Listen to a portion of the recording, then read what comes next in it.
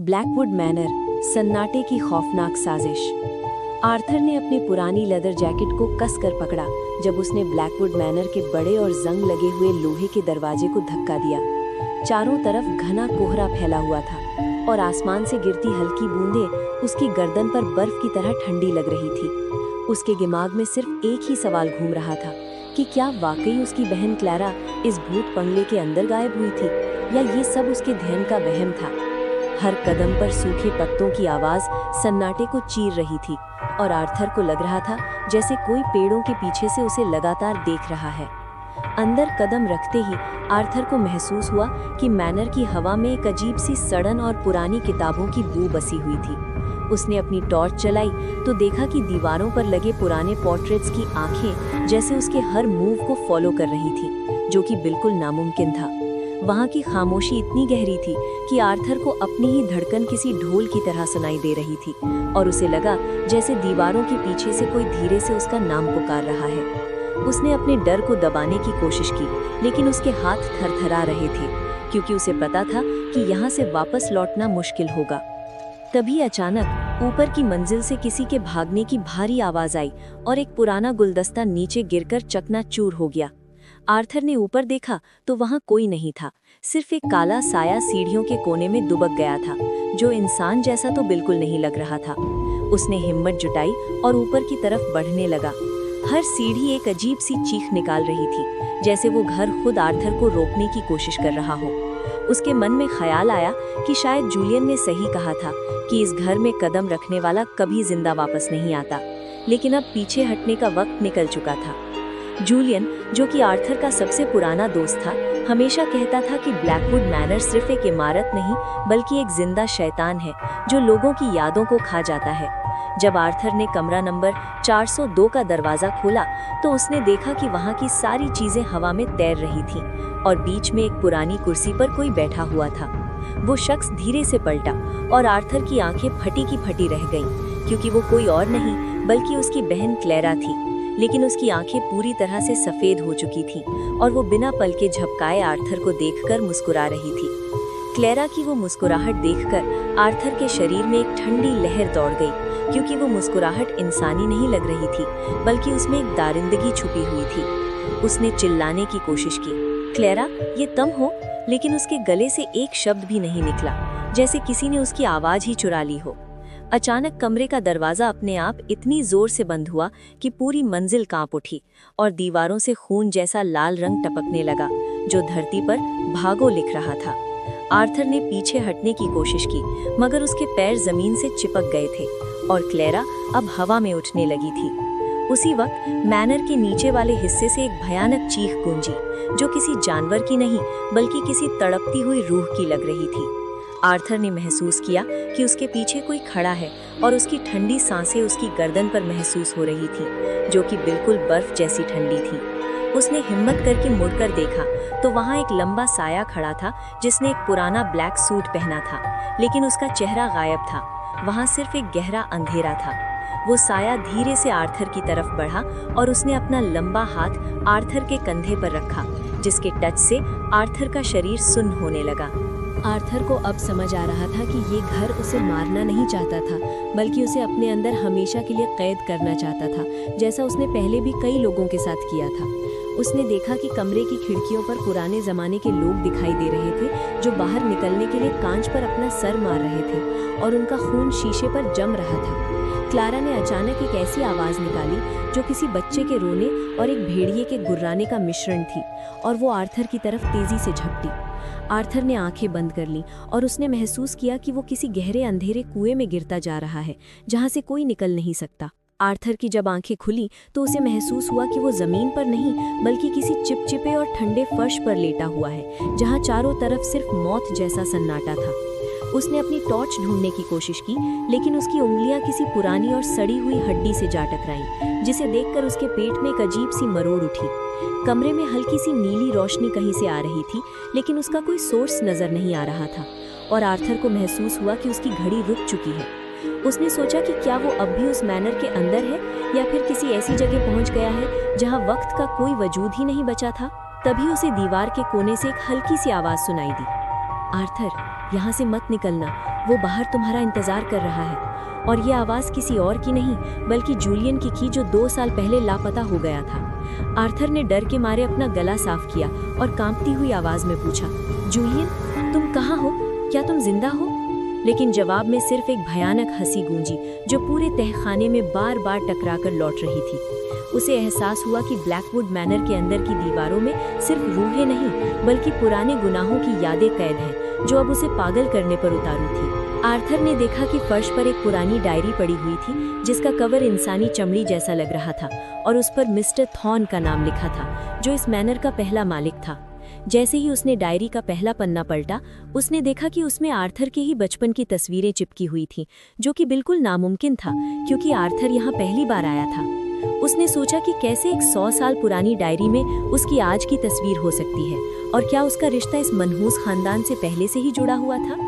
हर शब्द जो उसने पढ़ा उसके दिमाग में एक हथौड़े की तरह लग रहा था और उसे लगा जैसे उसकी अपनी पहचान धुंधली होती जा रही है। अचानक कमरे के सारे आईने एक साथ चटकने लगे और हर टुकड़े में आर्थर को अपना नहीं बल्कि उस बिना चेहरे वाले साए का अक्स दिखाई देने लगा, जो उसके करीब आ रहा था।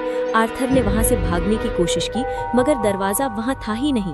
सिर्फ एक ठोस दीवार थी जो धीरे धीरे उसकी तरफ सरक रही थी, जैसे उसे जिंदा दफन करने का इरादा हो। उसने ऊपर देखा तो छत से वही पुरानी कुर्सी लटक रही थी जिस पर क्लारा बैठी थी, लेकिन अब उसके हाथ में एक पुरानी तलवार थी जो खून से लथपथ थी। आर्थर ने चिल्लाने की कोशिश की, मगर उसकी सांस फूलने लगी क्योंकि कमरे की ऑक्सीजन तेजी से खत्म हो रही थी। उसी पल डायरी से एक काला धुआं निकलने लगा, जो धीरे धीरे एक इंसानी रूप लेने लगा, और उसके सामने एक बूढ़ा आदमी खड़ा हो गया जिसके हाथ में एक जलते हुए चिराग था। उस बूढ़े ने अपनी आंखें आर्थर पर गाड़ी और कहा, तुमने तीसरा दरवाजा खोलकर बहुत बड़ी गलती कर दी है। अब ब्लैकवुड मैनर तुम्हारे अंदर बस चुका है। आर्थर को समझ नहीं आया कि उसने कौन सा दरवाजा खोला था, लेकिन उसे अपने सीने में एक तेज जलन महसूस हुई, जैसे कोई अपने दिल पर अपना नाम खोद रहा हो। उसने अपने कपड़े हटाकर देखा तो वहां प्रॉपर्टी ऑफ ब्लैकवुड लिखा हुआ था, जो चमक रहा था। तभी मैनर की घंटी जोर जोर से बजने लगी, हालांकि वहां कोई घंटी थी ही नहीं, और आर्थर को महसूस हुआ कि मैनर का हर हिस्सा अब उससे बात कर रहा था। दीवारों से हाथ निकलने लगे जो उसके पैरों को पकड़कर जमीन के अंदर खींचने की कोशिश कर रहे थे, और क्लेरा ऊपर से नीचे कूद गई, लेकिन उसके गिरने की कोई आवाज नहीं आई। वो आर्थर के कान के पास आई और धीरे से बोली, भाई, क्या तुमने देखा? हमारे माँ बाप भी यहीं नीचे दफन हैं और वो तुम्हारा इंतजार कर रहे हैं। आर्थर का सर घूमने लगा और उसने महसूस किया कि उसका शरीर धीरे धीरे पत्थर में बदल रहा है। आर्थर ने महसूस किया कि उसके पैरों की जुम्बिश खत्म होती जा रही थी और ठंडक उसके घुटनों तक पहुंच गई थी, जैसे मैनर की नींव उसके जिंदा शरीर को अपनी मिट्टी में मिला रही हो। वो बूढ़ा आदमी, जिसका नाम साइलस था, अपनी लालटेन को आर्थर के चेहरे के करीब लाया और उसकी आंखों में एक ऐसी चमक थी जो इंसानी नहीं लग रही थी, बल्कि किसी भूखे जानवर जैसी थी। साइलस ने गहरी सांस ली और कहा कि ब्लैकवुड मैनर कोई घर नहीं है, बल्कि एक भूखा शैतान है जो हर 50 साल में एक ही खून के रिश्ते को निगल लेता है।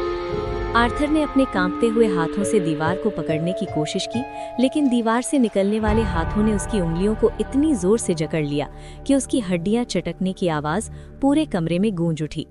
क्लेरा, जो अब एक साए की तरह हवा में तैर रही थी, अचानक रोने लगी, और उसके रोने की आवाज किसी पुरानी और टूटी हुई वायलिन जैसी लग रही थी, जो आर्थर के दिमाग की नसें फाड़ने के लिए काफी थी। उसने आर्थर से कहा कि उनके माँ बाप ने इस घर से एक सौदा किया था, और उस सौदे की कीमत आर्थर और क्लेरा की रूहें थी, जो अब इस घर के पिंजरे में हमेशा के लिए कैद होने वाली थी। आर्थर को यकीन नहीं हो रहा था कि उसके माता पिता इतने बड़े गुनाह में शामिल हो सकते हैं, लेकिन तभी फर्श के नीचे से उनकी चीखें सुनाई देने लगी, जो आर्थर का नाम पुकार रही थी। हर चीख के साथ कमरे का तापमान और गिरता जा रहा था, और आर्थर की सांसें धुआं बनकर हवा में जमने लगी, जिसे देखकर साइलस ने एक शैतानी मुस्कुराहट दी। साइलस ने अपनी जेब से एक पुरानी जंग लगी हुई चाबी निकाली, जिसके ऊपर एक कंकाल का सर बना हुआ था, और उसे आर्थर की तरफ बढ़ाते हुए कहा कि अगर वो इस नरक से निकलना चाहता है तो उसे फाइनल डोर तक पहुंचाना होगा, मगर शर्त ये थी कि उस रास्ते में उसे अपनी सबसे प्यारी याद, मेमोरी को हमेशा के लिए भुलाना होगा, क्योंकि ब्लैकवुड मैनर सिर्फ यादों पर ही जिंदा रहता है, और बिना किसी याद के आर्थर एक चलता फिरता मुर्दा बन जाएगा। आर्थर ने उस चाबी को लेने के लिए हाथ बढ़ाया, लेकिन जैसे ही उसने चाबी को छूना चाहा, साइलस का चेहरा अचानक पिघलने लगा और वहां से हजारों छोटी छोटी मक्खियां निकलकर आर्थर के चेहरे पर चिपकने लगी। आर्थर दर्द से कराहने लगा और उसे लगा कि उसका चेहरा अब उसके शरीर से अलग हो रहा है, लेकिन उसने हिम्मत नहीं हारी और अपनी पूरी ताकत से चाबी झपटी। चाबी पकड़ते ही एक जोरदार धमाका हुआ और आर्थर ने खुद को एक ऐसे रास्ते पर पाया जहां ना तो दीवार थी और ना ही छत, सिर्फ चारों तरफ हजारों दरवाजे तैर रहे थे जो हवा में लटके हुए थे। हर दरवाजे के पीछे से किसी के चिल्लाने, रोने और मदद मांगने की आवाजें आ रही थी और आर्थर को समझ नहीं आ रहा था कि सही दरवाजा कौन सा है, क्योंकि हर दरवाजे पर उसकी अपनी तस्वीर लगी हुई थी। उसने महसूस किया कि उसके पीछे वही बिना चेहरे वाला साया तेजी से बढ़ रहा था और उसके हाथों में एक बड़ी सी कैंची थी जो रूहों को काटने के लिए बनी थी। आर्थर ने एक दरवाजे की तरफ दौड़ लगाई, मगर हर कदम पर रास्ता लंबा होता जा रहा था और साया उसके और भी करीब आता गया। उसकी ठंडी सांसें अब आर्थर की पीठ को जला रही थी। अचानक एक दरवाजे से क्लैरा का हाथ बाहर निकला और उसने आर्थर को अंदर खींच लिया, लेकिन अंदर का नजारा और भी भयानक था, क्योंकि वो ब्लैकवुड मैनर का किचन था जहाँ मेज पर आर्थर का ही शरीर परोसा गया था। साइलस वहाँ एक छुरी लेकर बैठा था और उसने आर्थर को देखकर कहा, welcome to the dinner Arthur, आज तुम खुद को ही खाओगे और यही तुम्हारी सजा है। आर्थर ने देखा कि मेज पर रखा हुआ उसका शरीर अभी भी सांस ले रहा था और उसकी आंखें खुली थीं, जो आर्थर से रहम की भीख मांग रही थीं। उसने पलटकर भागने की कोशिश की, मगर दरवाजा गायब हो चुका था और उसकी जगह एक बड़ा सा आईना आ गया था जिसमें आर्थर को अपना नहीं बल्कि मिस्टर थॉर्न का चेहरा दिखाई देने लगा। तभी आर्थर को याद आया कि साइलस ने कहा था कि उसे अपनी सबसे प्यारी याद भुलानी होगी, और उसने अपनी आंखें बंद करके अपनी माँ के चेहरे को अपने दिमाग से निकालने की कोशिश की। जैसे ही उसने वो याद मिटाई, पूरे मैनर में एक भयानक जलजला, अर्थक्वेक आया और दीवारों से खून की जगह काला धुआं निकलने लगा जो सब कुछ निगल रहा था। साइलस और क्लैरा दोनों तेजी से धुंधले होने लगे और उनकी चीखें पूरे आसमान में गूंजने लगी, जैसे किसी ने उन्हें आग में झोंक दिया हो।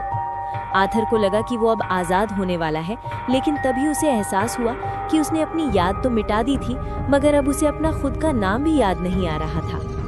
आर्थर अब एक ऐसी खामोशी में घिरा हुआ था जो कानों को बहरा कर देने के लिए काफी थी, क्योंकि उसने अपने वजूद की सबसे प्यारी याद कुर्बान कर दी थी। उसने अपने हाथों को देखा जो अब धीरे धीरे कांच की तरह पारदर्शी हो रहे थे, और उसे एहसास हुआ कि ब्लैकवुड मैनर में बिना यादों के रहना एक जिंदा मौत के बराबर है। कमरे की दीवारों पर अब हजारों नाम लिखे हुए दिखाई दे रहे थे, जो कि उन लोगों के थे जो आर्थर से पहले यहाँ आए और अपनी पहचान खो बैठे, और हर नाम से एक दुख भरी आह निकल रही थी। आर्थर ने एक दीवार पर हाथ रखा तो उसे महसूस हुआ कि वो ठोस नहीं थी, बल्कि किसी दलदल की तरह नरम थी, जो उसके हाथ को अपने अंदर खींच रही थी, जैसे मैनर उसके बचे खुचे शरीर को भी हजम करना चाहता हो। उसी अंधेरे रास्ते में उसे एक लड़की दिखाई दी जिसका नाम एवेलिन था, जो एक पुराने जमाने के नर्स के लिबास में थी, और उसके हाथ में एक टूटा हुआ आईना था जिसमें कोई अक्स नजर नहीं आ रहा था। एवेलिन ने आर्थर की तरफ देखकर एक सर्द मुस्कुराहट दी और कहा कि इस घर का सबसे बड़ा राज ये नहीं है कि यहाँ लोग मरते हैं, बल्कि ये है कि यहाँ लोग कभी मर ही नहीं पाते। उसने बताया कि साइलस ने जो चाबी आर्थर को दी थी वो निकलने की नहीं, बल्कि ब्लैकवुड मैनर के सबसे पुराने कैद खाने द हॉल ऑफ विस्पर्स को खोलने की चाबी थी, जहाँ वक्त का कोई अंत नहीं होता। आर्थर ने गुस्से में एवेलिन का गला पकड़ने की कोशिश की, लेकिन उसके हाथ एवेलिन के शरीर के आर पार निकल गए, जैसे वो सिर्फ एक ठंडा धुआं हो जो आर्थर के डर पर पल रहा था। तभी ब्लैकवुड मैनर की दीवारों से हजारों घड़ियां बाहर निकल आईं और उन सब की सुइयां अलग अलग दिशाओं में तेजी से घूमने लगी, जिससे पैदा होने वाला शोर आर्थर के दिमाग को सुन करने लगा। एवेलिन ने चिल्लाते हुए कहा कि जब ये सारी घड़ियां एक साथ 12 बजाएंगी, तब आर्थर की बची खुची रूह भी इस मैनर की ईंटों में हमेशा के लिए चुन दी जाएगी। आर्थर ने देखा कि उसकी अपनी परछाई अब उससे अलग होकर दीवार पर नाच रही थी, और वो साया अब एवेलिन की तरफ बढ़ रहा था, जैसे उसे निगलने वाला हो। आर्थर को समझ नहीं आ रहा था कि वो दुश्मन से लड़े या उस डर से जो उसके अपने ही अंदर से पैदा हो रहा था, क्योंकि अब उसे अपनी माँ के चेहरे के बाद अपना खुद का चेहरा भी धुंधला लगने लगा था। अचानक वही फेसलेस शैडो, बिना चेहरे वाला साया आर्थर के सामने प्रकट हुआ, लेकिन इस बार उसने आर्थर की वही लेदर जैकेट पहनी हुई थी जो आर्थर ने पहनी थी। उस साई ने एक ऐसी आवाज में बात की जो आर्थर की अपनी ही आवाज थी, और उसने कहा, तुमने अपनी याद दी, अब मुझे अपना शरीर दे दो ताकि मैं बाहर की दुनिया में तुम बनकर जी सकूं। आर्थर को महसूस हुआ कि उसके पैरों के नीचे की जमीन अब पिघलकर लावा बन चुकी है और वो धीरे धीरे उसमें धंसता जा रहा है, जबकि वो साया उसकी जगह लेने के लिए तैयार खड़ा था। उसने अपनी मुट्ठियां बंद की और साइलस की दी हुई चाबी को जोर से दबाया, जिससे उसकी हथेली से खून निकलने लगा। और वही खून जब चाबी पर गिरा तो एक नीली रोशनी पूरे हॉल में फैल गई। वो नीली रोशनी इतनी तेज थी कि एवलिन और वो बिना चेहरे वाला साया दोनों दर्द से चिल्ला उठे और उनका वजूद धुआं धुआं होने लगा। लेकिन ब्लैकवुड मैनर ने हार नहीं मानी थी। दीवारों ने अचानक आर्थर को बताना शुरू किया कि अगर वो यहाँ से निकलना चाहता है तो उसे किसी और की रूह को यहाँ छोड़ना होगा। और तभी उसके सामने एक दरवाजा खुला जहाँ क्लेरा बेहोश पड़ी थी। आर्थर के दिमाग में एक शैतानी ख्याल आया कि अगर वो क्लेरा को यहाँ छोड़ दे तो वो शायद हमेशा के लिए आज़ाद हो सकता है। लेकिन क्या वो वाकई अपनी बहन की बलि दे सकता था? उसका दिल और दिमाग एक भयानक जंग में फंस गए थे और हर बीतते सेकंड के साथ घड़ियां 12 बजे के करीब पहुंच रही थी, जो उसकी मौत का ऐलान करने वाली थी। आर्थर ने क्लेरा की तरफ कदम बढ़ाए, मगर जैसे ही उसने उसे छुआ, क्लेरा की आंखें खुली और उनमें सिर्फ एक गहरा अंधेरा था और उसने आर्थर का हाथ पकड़कर उसे नीचे खींच लिया। वो दोनों अब एक ऐसे कुएं में गिर रहे थे जिसका कोई तल बॉटम नहीं था और गिरते वक्त आर्थर को उन सब लोगों की चीखें सुनाई दे रही थी जो इस मैनर का शिकार बने थे। उसने ऊपर देखा तो उसे साइलस की शैतानी हंसी सुनाई दी, जो कह रहा था, ब्लैकवुड मैनर कभी किसी को आज़ाद नहीं करता। हम सब यहाँ सिर्फ एक कहानी के किरदार हैं जो बार बार दोहराई जाती है। आर्थर ने अपनी आंखें बंद कर लीं और महसूस किया कि उसका वजूद अब पूरी तरह से खत्म हो रहा है। लेकिन तभी उसे एक ऐसी चीज याद आई जो शायद उसने नहीं खोई थी। आर्थर गिरते गिरते अचानक रुक गया, लेकिन वो जमीन पर नहीं बल्कि हवा में लटका हुआ था, जैसे हजारों अदृश्य धागों ने उसे बांध रखा हो। उसने ऊपर देखा तो वहाँ कोई छत नहीं थी, बल्कि एक विशाल इंसानी आंख थी जो मैनर की छत की जगह बनी हुई थी और आर्थर को घूर रही थी। उसने महसूस किया कि उसकी हथेली में दबी हुई चाबी अब गर्म हो रही थी, इतनी गर्म कि उसकी चमड़ी जलने लगी थी। लेकिन उस जलन ने उसे एक ऐसी याद दिला दी जो साइलस कभी नहीं चुरा सकता था। वो याद थी उसके अपने दर्द की। दर्द एक ऐसी एहसास है जो यादों से नहीं बल्कि रूह से जुड़ा होता है, और आर्थर ने उसी दर्द को अपनी ढाल बना लिया और जोर से चिल्लाया, मैं तुम्हारा खिलौना नहीं हूँ। उसी वक्त क्लेरा जो उसके साथ गिर रही थी एक काले धुएं में बदल गई और उसकी जगह एक पुराना पुतला आ गया जिस पर आर्थर का नाम लिखा था। आर्थर को झटका लगा जब उसे समझ आया कि इस मैनर में कदम रखने के बाद से उसने क्लेरा को कभी देखा नहीं था। वो सिर्फ मैनर का एक इल्यूजन था जो उसे गुमराह कर रहा था। साइलस अचानक आर्थर के सामने प्रकट हुआ, लेकिन अब वो एक बूढ़ा आदमी नहीं बल्कि एक भयानक मखलूक था जिसके शरीर पर हजारों चेहरे लगे हुए थे जो लगातार रो रहे थे। साइलस ने कहा, तुमने सही पहचाना आर्थर, तुम्हारी बहन तो कब की इस घर की दीवारों का हिस्सा बन चुकी है और अब तुम्हारे दर्द की बारी है जो मुझे अगले 100 साल तक जिंदा रखेगा। आर्थर ने देखा कि मैनर की दीवारों से अब खून नहीं बल्कि काला तेल निकल रहा था जो धीरे धीरे कमरे को भर रहा था, और उस तेल में डूबते ही इंसान की यादें और उसका शरीर हमेशा के लिए मिट जाते थे। उसने साइलस की तरफ चाबी फेंकी, लेकिन साइलस ने उसे हवा में ही पकड़ लिया और उसे मिट्टी की तरह मसल दिया, जिससे आर्थर की बची खुची उम्मीद भी टूट गई। मगर आर्थर ने हार नहीं मानी। उसने देखा कि उसकी जैकेट की जेब में एक पुराना लाइटर था जो उसके पिता ने उसे दिया था, और उसने वही काला तेल अपने ऊपर छिड़क लिया। साइलस हैरान रह गया और उसने पूछा, ये तुम क्या कर रहे हो? अगर तुमने खुद को आग लगाई तो तुम्हारी रूह कभी आजाद नहीं होगी। आर्थर ने मुस्कुराकर कहा, अगर मैं इस घर का हिस्सा बनूंगा तो मैं इस घर को जलाकर राख कर दूंगा। और उसने लाइटर जला दिया। एक भयानक धमाका हुआ और पूरा ब्लैकवुड मैनर लरज उठा। आग की लपटें दीवारों को ऐसे खाने लगी जैसे वो सूखी घास हो। साइलस और मैनर की दीवारों में कैद हजारों रूहें एक साथ चीखने लगी, लेकिन ये चीख दर्द की नहीं बल्कि आजादी की थी, क्योंकि आग उन्हें उस कैद से मुक्त कर रही थी। मैनर की विशाल आंख अचानक फट गई और वहां से एक तेज सफेद रोशनी निकली जिसने आर्थर को पूरी तरह से घेर लिया, और उसे महसूस हुआ कि वो बहुत तेजी से ऊपर की तरफ खींचा जा रहा है। जब आर्थर की आंखें खुली तो वो ब्लैकवुड मैनर के बाहर खड़ा था, लेकिन वहां ना तो कोई मैनर था और ना ही कोई पुराना कच्चा रास्ता। वहां सिर्फ एक खाली मैदान था जहां एक पुराना पत्थर लगा हुआ था जिस पर लिखा था आर्थर ब्लैकवुड 1890-1940। आर्थर का दिल जोर से धड़कने लगा और उसने अपने हाथों को देखा। वो अब भी ट्रांसपेरेंट थे और उसने महसूस किया कि वो आजाद तो हो गया था, लेकिन एक इंसान के रूप में नहीं, बल्कि एक भटकती हुई रूह के रूप में।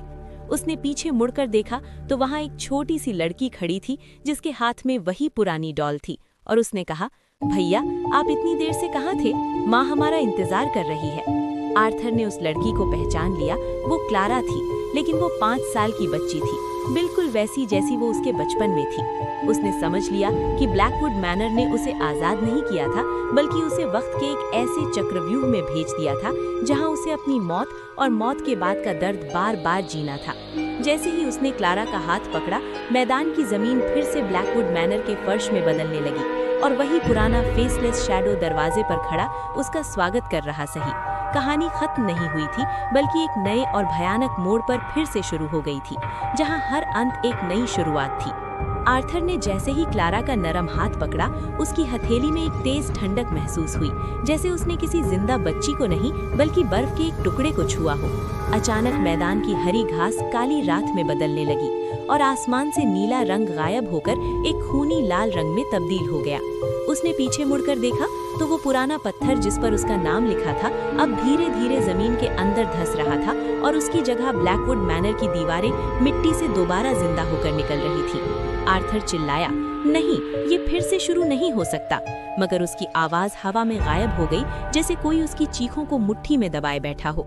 क्लारा ने अपना सर धीरे से ऊपर उठाया और आर्थर ने देखा कि उसकी आंखों की जगह 2 गहरे काले सुराख थी, जिनसे एक अजीब सा काला तरल बह रहा था।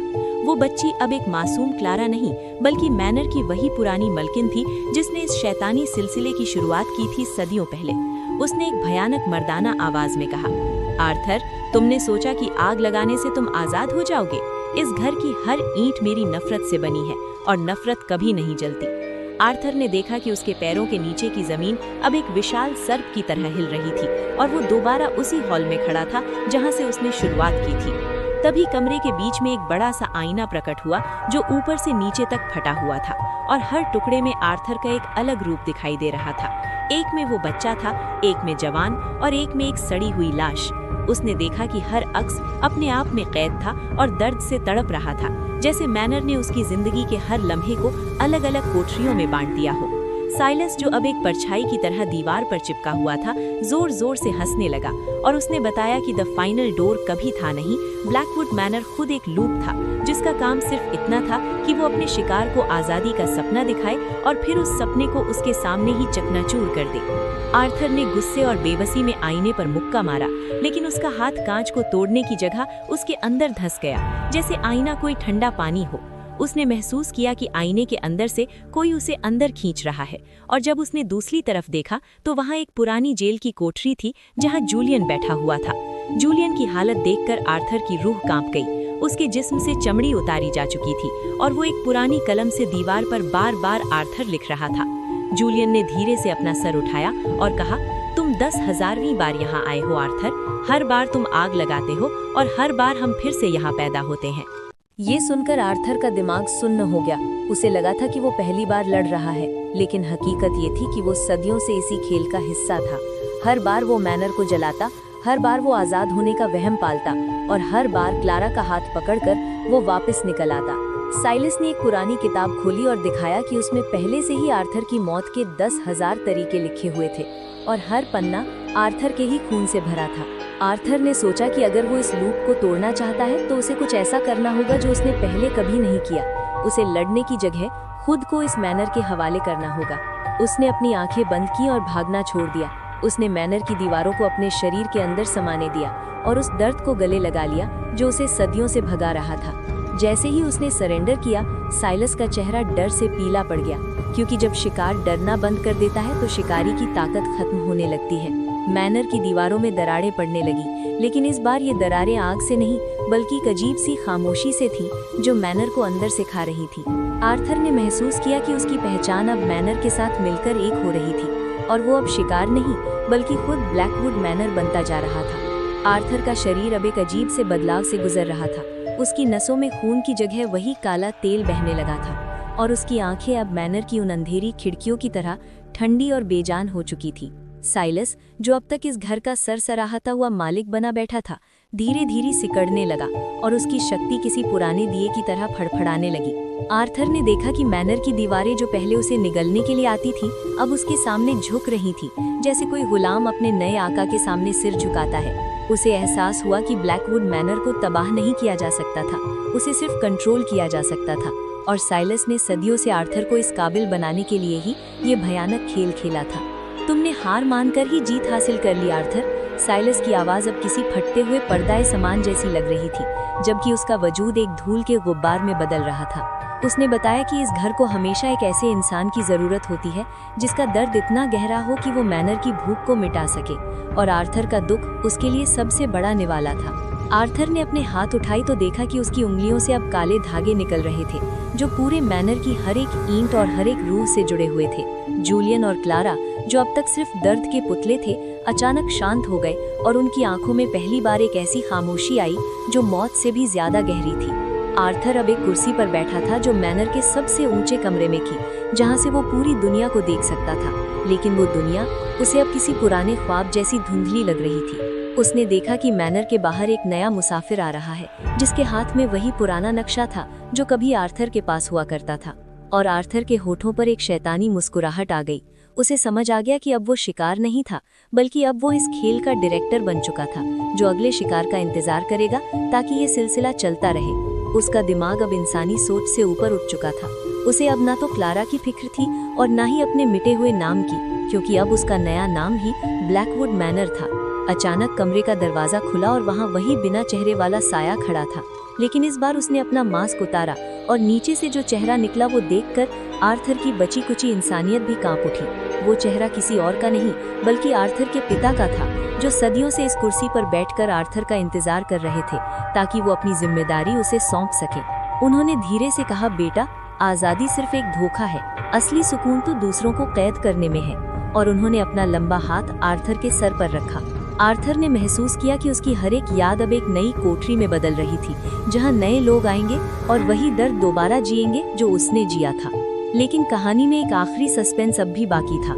आर्थर ने देखा कि उसकी हथेली में वही पुराना लाइटर अब भी था जो उसके पिता ने दिया था, मगर अब वो जल नहीं रहा था, बल्कि एक नई किस्म की रोशनी दे रहा था। उसने महसूस किया कि शायद वो इस मैनर का मालिक तो बन गया था, मगर मैनर के अंदर एक और गहरा राज छिपा था जो उसके पिता ने भी नहीं बताया था। मैनर के तहखाने से एक ऐसी आवाज आई जो ना तो साइलस की थी और ना ही रूहों की। वो किसी ऐसी पुरानी चीज की थी जो मैनर के बनने से भी पहले वहां मौजूद थी। आर्थर ने अपनी कुर्सी छोड़ी और नीचे की तरफ बढ़ने लगा, ये जानने के लिए कि इस नरक के नीचे और कौन सा नरक छिपा हुआ है। जब वो तहखाने के आखिरी दरवाजे पर पहुंचा तो वहां कोई दीवार नहीं थी, बल्कि एक विशाल समुदाय यानी ओशन था जो काले खून से भरा हुआ था और उसमें लाखों लोग तैर रहे थे। आर्थर ने देखा कि वो समुदाय मैनर की जड़ों को पानी दे रहा था और हर एक रूह जो मैनर में कैद होती थी वो अंत में इसी समुदाय का हिस्सा बनती थी। उसने अपने आप को उस पानी में झांकते हुए देखा और उसे महसूस हुआ कि वो अब भी आज़ाद नहीं है, क्योंकि ब्लैकवुड मैनर खुद एक बहुत बड़े शैतानी साम्राज्य का सिर्फ एक छोटा सा हिस्सा था। उसने आखिरी बार ऊपर देखा जहां से थोड़ी सी रोशनी आ रही थी, और फिर वो हमेशा के लिए उस काले समुदाय में कूद गया। शहर के कोने में बसे एक पुराने अखबार के दफ्तर में एक युवा जर्नलिस्ट लियो एक पुरानी फाइल खंगाल रहा था जिस पर धूल की एक मोटी परत जमी हुई थी। उस फाइल पर बड़े हरफों में लिखा था, द ब्लैकवुड डिसअपियरेंसेस 1940-2026। लियो ने देखा कि हर 20-30 साल में एक ही खानदान का कोई न कोई सदस्य उस सुनसान मैदान की तरफ जाता था जहां कभी ब्लैकवुड मैनर हुआ करता था, और फिर वो कभी वापस नहीं लौटता था। सबसे हैरत की बात ये थी कि हर लापता होने वाले शख्स की आखिरी लोकेशन पर एक पुराना जला हुआ लाइटर मिलता था, जिस पर वही अजीब सा निशान खुदा होता था जो आर्थर के पास था। लियो ने अपने लैपटॉप पर एक पुरानी ब्लैक एंड व्हाइट तस्वीर स्कैन की जो 1940 में आर्थर की आखिरी फोटो थी, और उसने हैरानी से महसूस किया कि आर्थर की आंखें आज भी उस तस्वीर में चमक रही थीं। अचानक लियो के कमरे का तापमान तेजी से गिरने लगा और उसके लैपटॉप की स्क्रीन थरथराने लगी, जैसे कोई अनसीन वायरस उस पर हमला कर रहा हो। स्क्रीन पर एक के बाद एक हजारों पुराने डॉक्यूमेंट्स खुलने लगे जो आर्थर की उस डायरी के पन्नों जैसे दिख रहे थे जो मैनर के तहखाने में थी। लियो ने गौर से देखा तो हर पन्ना बदलते बदलते एक नए नाम में बदल रहा था और आखिर में स्क्रीन पर बड़े बड़े अक्षरों में लिखा आया, वेलकम लियो। लियो का दिल हलक में आ गया। उसने तो अभी तक मैनर का रास्ता देखा भी नहीं था, फिर मैनर को उसके नाम का पता कैसे चला? उसने महसूस किया कि उसके कमरे की दीवारों से एक धीमी सी सरसराहट की आवाज आ रही थी, जैसे दीवारों के पीछे कोई कैद हो और बाहर निकलने के लिए नाखून मार रहा हो। उसने घबराकर अपना बैग उठाया और कमरे से बाहर निकलने की कोशिश की, लेकिन उसके घर का मेन दरवाजा अब वहां था ही नहीं। सिर्फ एक ठोस दीवार थी जिस पर पुराने खून से लिखा था, आर्थर इज वेटिंग।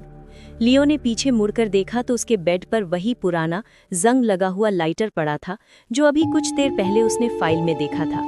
जैसे ही उसने उसे उठाया, लाइटर अपने आप जल उठा और उसकी लौ नीले रंग की थी, बिल्कुल वैसी ही जैसी आर्थर ने आखिरी बार जलाई थी। लियो ने आईने में देखा तो उसका चेहरा धीरे धीरे बदलने लगा था। उसकी आंखें सफेद हो रही थी और उसकी परछाई दीवार से अलग होकर उसके पास खड़ी हो गई थी।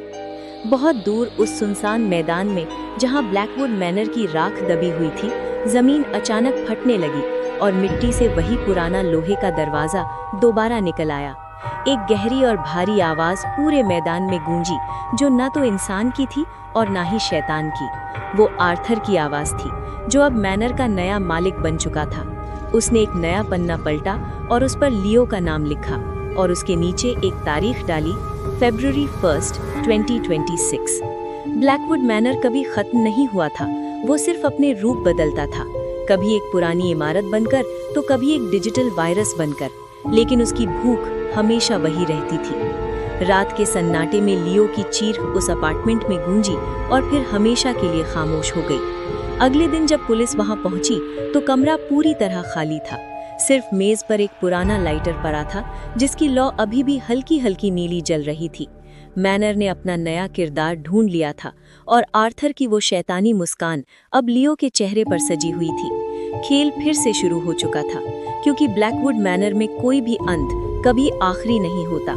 हर मौत सिर्फ एक नई एंट्री होती है उस रजिस्टर ऑफ सोल्स में जिसे आर्थर अब संभाल रहा था। लियो के गायब होने के ठीक 3 दिन बाद उसके सबसे बड़े दुश्मन और एक मशहूर टेक एक्सपर्ट मार्कस को एक अजीब सा ईमेल मिला।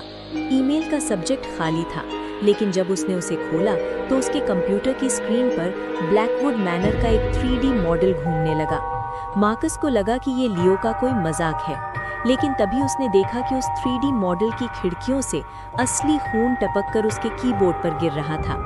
उसने घबराकर कंप्यूटर बंद करने की कोशिश की, मगर स्क्रीन पर आर्थर का चेहरा उभर आया, वही ठंडी आंखें और वही शैतानी मुस्कुराहट। आर्थर की आवाज कंप्यूटर के स्पीकर से नहीं बल्कि मार्कस के दिमाग के अंदर से आई। मार्कस, पुरानी दुश्मनी भुलाने का वक्त आ गया है। ब्लैकवुड मैनर को अब एक नए आर्किटेक्ट की जरूरत है। मार्कस ने महसूस किया कि उसके कमरे की बिजली यानी इलेक्ट्रिसिटी अब उसके कंट्रोल में नहीं थी। सारे बल्ब नीली रोशनी में जलने बुझने लगे, बिल्कुल उस लाइटर की लौ की तरह। उसने अपने फोन से पुलिस को फोन करने की कोशिश की, मगर फोन की स्क्रीन पर सिर्फ एक ही नंबर डायल हो रहा था, 1890, वही साल जब आर्थर पहली बार मैनर में गया था। अचानक मार्कस के कमरे की दीवारें पिघलने लगी और उसके पॉश अपार्टमेंट की जगह पुरानी सड़ी हुई लकड़ी की दीवारें निकल आईं। वो अब अपने घर में नहीं था, बल्कि ब्लैकवुड मैनर ने डिजिटल मीडियम का इस्तेमाल करके उसके पूरे वजूद को फिजिकल वर्ल्ड से खींचकर अपने अंदर कैद कर लिया था। आर्थर, जो अब मैनर का मास्टर बन चुका था, मार्कस के सामने प्रकट हुआ, लेकिन उसका शरीर अब इंसानी नहीं था। वो हजारों पुरानी किताबों और जली हुई हड्डियों से बना एक विशाल साया लग रहा था। उसने मार्कस को दिखाया कि कैसे लियो अब उस काले समुद्र में तैर रहा था। उसकी आंखें अब मैनर की दीवारों का हिस्सा बन चुकी थी, जो हर आने जाने वाले पर नजर रखती थीं। आर्थर ने मार्कस को एक ऑफर दिया, तुमने अपनी पूरी जिंदगी डिजिटल दुनिया बनाई है, अब मेरे लिए एक वर्चुअल हेल बनाओ जहां रूहें कभी मर न सकें, और मैं तुम्हें इस नर्क से आजाद कर दूंगा। मार्कस को पता था कि आर्थर झूठ बोल रहा है, क्योंकि ब्लैकवुड मैनर में आज़ादी एक मृग तृष्णा के सिवा कुछ नहीं थी। तभी मैनर के तहखाने से एक और भयानक चीख गूंजी, जो पहले से कहीं ज्यादा ताकतवर थी। वो दी एंशिएंट थिंग, वो पुरानी चीज जो मैनर के नीचे थी, अब आर्थर के कंट्रोल से बाहर हो रही थी। आर्थर का चेहरा पहली बार डर से पीला पड़ गया, क्योंकि उसने महसूस किया कि मैनर की दीवारें अब उसकी बात नहीं मान रही थीं। वो दीवारें अब मार्कस की तरफ झुक रही थीं। मार्कस ने समझ लिया कि मैनर को सिर्फ एक मालिक नहीं, बल्कि एक नए दिमाग की जरूरत थी, जो उसे मॉडर्न जमाने के हिसाब से बदल सके। उसने अपने डर को गुस्से में बदला और आर्थर की उस रजिस्टर ऑफ सोल्स किताब को झपट्टी मारी, जो आर्थर के हाथ में थी। जैसे ही मार्कस ने उस किताब को छूना चाहा, पूरा मैनर एक डिजिटल ग्लिच की तरह कांपने लगा। आर्थर और मार्कस के बीच एक ऐसी जंग शुरू हुई, जो ना तो तलवार से थी और ना ही जादू से, बल्कि विल पावर यानी इच्छा शक्ति की जंग थी। मार्कस ने अपनी टेक नॉलेज का इस्तेमाल करके मैनर के लॉजिक को तोड़ने की कोशिश की, जबकि आर्थर उसे सदियों पुराने दर्द में डुबाना चाहता था। अचानक मैनर की विशाल आंख, जो छत पर थी, दोबारा खुली और उसमें से एक ऐसी रोशनी निकली जिसने आर्थर और मार्कस दोनों को एक दूसरे में मिलाना शुरू कर दिया। दोनों की रूहें अब एक हो रही थीं। आर्थर का पुराना दर्द और मार्कस का नया दिमाग मिलकर एक ऐसी चीज बना रहे थे, जो शैतान से भी ज्यादा खतरनाक थी। ब्लैकवुड मैनर अब सिर्फ एक घर नहीं रहा, वो अब एक लिविंग एंटिटी बन गया था, जो इंटरनेट के जरिए पूरी दुनिया में फैल सकता था। शहर के हर घर में, हर कंप्यूटर पर और हर फोन पर एक ही मैसेज फ्लैश होने लगा, the manner is open, enter at your own risk. Blackwood manner ने अब अपनी भूख मिटाने के लिए पूरी दुनिया को अपना नया मैदान चुन लिया था। आर्थर और मार्कस की रूहों के मिलन ने एक ऐसी भयानक ऊर्जा यानी एनर्जी पैदा की कि ब्लैकवुड मैनर की सदियों पुरानी लकड़ी अब मेटालिक फाइबर और डिजिटल केबल्स में बदलने लगी थी। मैनर अब सिर्फ एक इमारत नहीं रही थी, वो एक विशाल बायोलॉजिकल सुपर कंप्यूटर बन चुका था, जिसके सेंसर पूरी दुनिया के इंटरनेट से जुड़ गए थे। शहर की सड़कों पर लगी एडवर्टाइजिंग स्क्रीन्स अचानक रुक गईं और उन पर ब्लैकवुड मैनर के वही पुराने घूरते हुए पोर्ट्रेट्स नजर आने लगे। लोग अपनी फोन्स पर वीडियोस देख रहे थे, मगर हर वीडियो के बीच में क्लारा की वही सफेद आंखों वाली तस्वीर फ्लैश होने लगी, जो धीरे धीरे उनके दिमाग को हिप्नोटाइज कर रही थी। उसी वक्त उस काले समुदाय यानी ओशन ऑफ सोल्स के गहरे अंधेरे में लियो ने महसूस किया कि आर्थर का ध्यान अब मैनर की नई शक्तियों पर था और उसकी पकड़ रूहों पर ढीली हो रही थी। लियो ने देखा कि उस समुदाय में सिर्फ रूहें नहीं थी, बल्कि सदियों पुराना सोर्स कोड था जो इस मैनर को चलाता था। उसने अपने बचे कुचे इंसानी एहसासात को एक जगह जमा किया और उस काले पानी में डूबते हुए एक ऐसे पुराने सिस्टम एरर को ढूंढा जो मैनर के बनने से पहले वहां मौजूद था। वो एरर था इंसानी मोहब्बत। ब्लैकवुड मैनर ने नफरत और दर्द पर साम्राज्य खड़ा किया था, लेकिन उसने कभी नहीं सोचा था कि कोई रूह अपनी तकलीफ को भूलकर किसी दूसरे को बचाने की कोशिश करेगी। लियो ने समुदाय के अंदर से उन सभी रूहों का हाथ पकड़ने की कोशिश की जो वहां तड़प रही थीं, जिसमें उसकी बहन क्लारा की असली रूह भी शामिल थी। जैसे ही उन सब ने एक दूसरे का हाथ थामा, वहां एक रिवर्स पल्स पैदा हुआ जो मैनर के डिजिटल नेटवर्क में वायरस की तरह फैलने लगा। आर्थर मार्कस, जो अब एक ही जिस्म में थे, ने अपने नई डिजिटल किंगडम में एक भयानक दर्द महसूस किया। स्क्रीन्स पर चलने वाले पोर्ट्रेट्स अचानक चीखने लगे और उनका चेहरा पिघलने लगा, जिससे पूरे शहर में दहशत फैल गई। आर्थर ने चिल्लाते हुए कहा, लियो, तुम कुछ नहीं बदल सकते, मैं अब इंटरनेट हूँ, मैं हर घर की दीवार हूँ।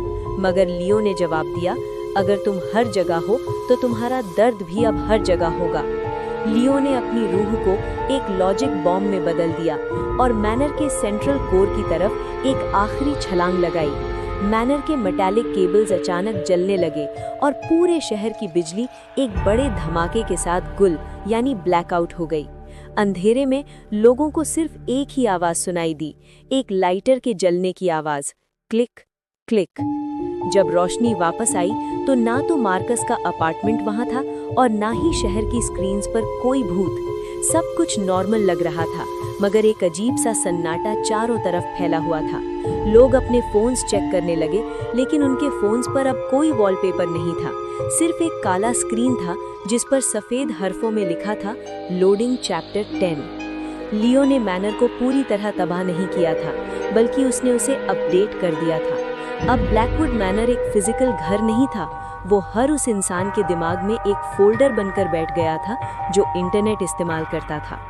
अंधेरा इतना गहरा था कि लोग अपनी हथेलियां नहीं देख पा रहे थे, लेकिन उनके दिमाग के अंदर एक अजीब सी रोशनी चमक रही थी।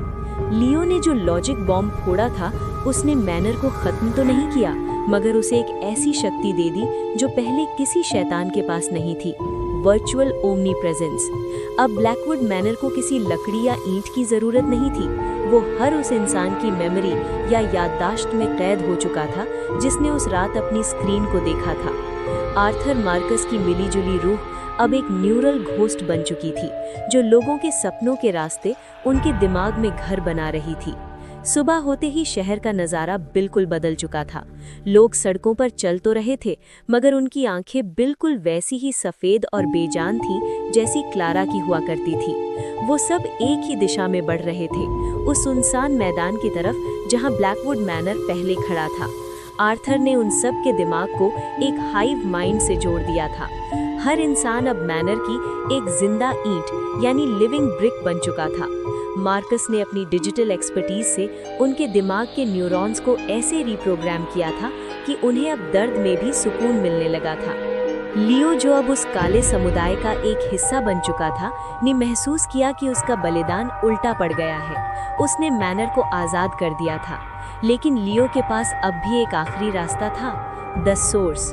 उसने देखा कि उस काले समुदाय के सबसे गहरे हिस्से में एक पुराना दरवाज़ा है जो मैनर के पहले मालिक मिस्टर थॉर्न ने कभी नहीं खोला था। वो दरवाज़ा था द रीसेट स्विच। लियो ने अपनी रूह की बची कुची शक्ति को एक न्यूक की तरह इस्तेमाल करने का फैसला किया, चाहे इसका मतलब उसका अपना वजूद पूरी तरह मिट जाना ही क्यों न हो। जैसे ही लियो ने उस दरवाजे को धक्का दिया, पूरी दुनिया में एक तेज हाई पिच आवाज़ गूंजी।